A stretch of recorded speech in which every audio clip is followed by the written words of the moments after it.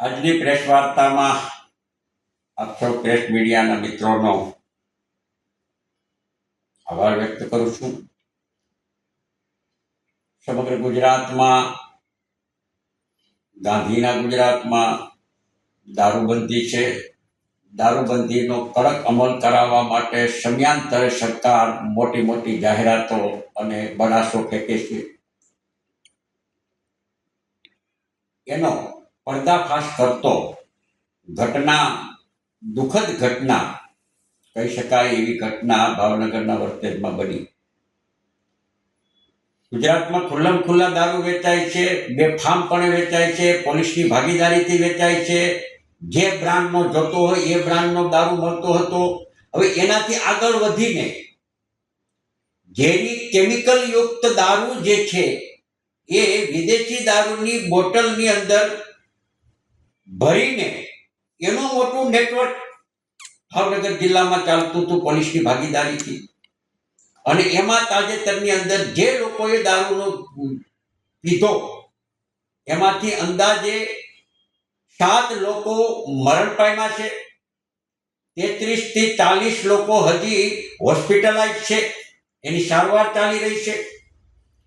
તો ગુજરાત સરકારનું ગૃહ વિભાગ, આરટીઓ વિભાગ અને નશાબંધી વિભાગ, આ ત્રણ વિભાગોની મિલીભગતને કારણે ભાવનગરની અંદર આ લઠ્ઠાકાંડ નહીં પણ હત્યાકાંડ આચરવામાં આવ્યો છે, હત્યાકાંડ કરવામાં આવ્યો છે.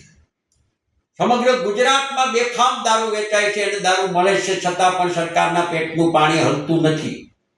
આ બાબતે ગીર સોમનાથ જિલ્લો હોય કે રાજ્યના અન્ય જિલ્લાઓ હોય, એ જિલ્લાઓમાં કોંગ્રેસ પક્ષ દ્વારા અને કોંગ્રેસ પક્ષના જવાબદાર આગેવાનો દ્વારા સતત રજૂઆતો થતી આવી છે. જે તે ગ્રામ પંચાયતો અને ગ્રામ પંચાયતના સરપંચો, આગેવાનો દ્વારા રજૂઆતો કરવામાં આવી છે. આવેદનો પત્રોમાં રજૂઆતો કરવામાં આવી છે. ઉના તાલુકાના ખાપટ ગામે પ્રાથમિક શાળાના એક શિક્ષક ગામના ખુલ્લી બજારની અંદર, મુખ્ય બજારમાં ગરબી ચોકમાંથી સરકારી મિલકતની અંદર ગેરકાયદેસર દબાણો દૂર કરી, દુકાનોનો ઉપયોગ કરીને એમાંથી દારૂ વેચાતો અને એ દારૂ સ્કૂલ સુધી પહોંચ્યો છે. એનાથી આગળ વધી નહીં પણ થોડાક સમય પહેલા રામનગર ખારાની અંદર રેડ પાડવામાં આવી અને જે દારૂ પકડવામાં આવ્યો અને પોલીસે શાહેદ તરીકે, એટલે કે પંચમાં જે વ્યક્તિની સહી કરવામાં આવી છે એના બુટલેગરોએ હાથ પગ તોડી નાખ્યા, એને ગંભીર પ્રકારની ઈજા પહોંચાડી છે. અને સમાચાર એવા દુઃખદ મળ્યા છે કે 2 દિવસ પહેલા એમનું મૃત્યુ થયું છે. આનો અર્થ એ થયો છે કે પોલીસે જેને શાહેદ તરીકે લીધા છે, જેને સાક્ષી તરીકે લીધા છે, પંચરોજ કામ કર્યું છે. એ પંચરોજ કામમાં પોલીસ ગમે ત્યારે, ગમે તેને ત્યાંથી ગમે તેને ઉપાડીને પકડીને કે આમાં સહી કરાવી દે છે. હવે સહી કરાવી લીધા, પોલીસ પછી એનું રક્ષણ નથી કરી શકતી. એ પરિવારના લોકોએ વારંવાર પોલીસને રજૂઆત કરી, ઉના પોલીસને રજૂઆતો કરી કે અમારા દીકરાનું જોખમ છે, તમે પોલીસ તાત્કાલિક અસરથી આમાં પગલાં લ્યો.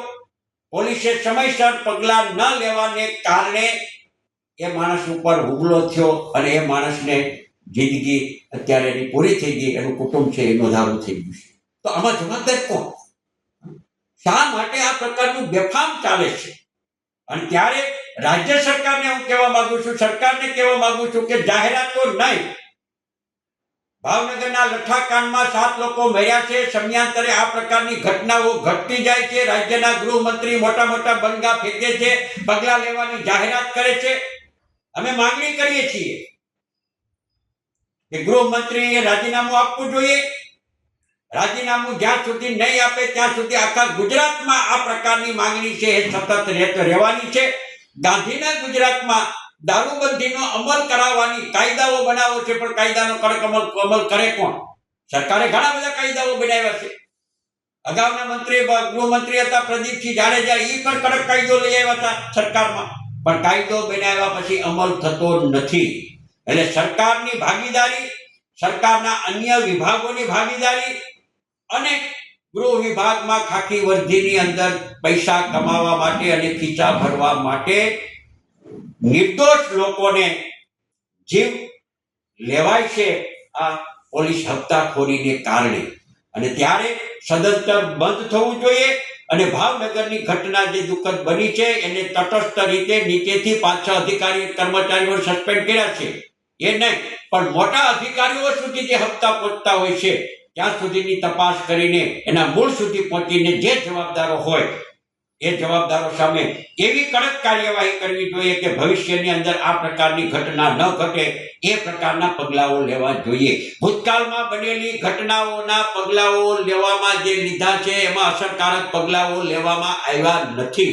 તો સરકાર આ ભાવનગરની ઘટનામાંથી બોધપાઠ લઈ અને અસરકારક રીતે પગલાઓ લે અને ચારે બાજુ ખુલ્લમ ખુલ્લા જે રીતે દારૂનું વેચાણ થાય છે અને એમાં ઝેરી કેમિકલનું વેચાણ જે થાય છે એને તાત્કાલિક અસરથી બંધ કરાવવામાં આવે અને સમગ્ર રાજ્યની અંદર સુસ્ત દારૂબંધીનો કડક અમલ કરવામાં આવે એવી અમે માંગણી કરીએ છીએ અને કડક હાથે કામ લેવા માટેની પણ આપની ચેનલની માધ્યમ દ્વારા સરકારશ્રીને પણ વિનંતી કરું છું.